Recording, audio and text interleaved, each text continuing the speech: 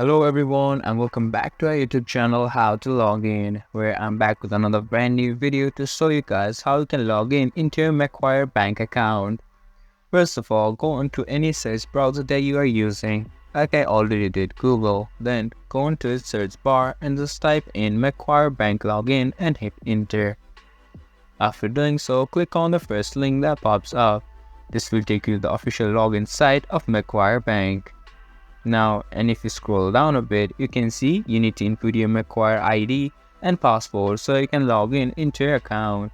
Just input your credentials right here, and after doing so, just hit on login, then you will be logged in into your Macquarie Bank account. So guys, that's how you log in into your Macquarie Bank account. I hope you guys find our video helpful. If you do, make sure to leave a like, subscribe to our YouTube channel and hit the bell notification. And don't forget to drop a comment for reviews and for more content like this. See you guys in our next video. Thank you for watching.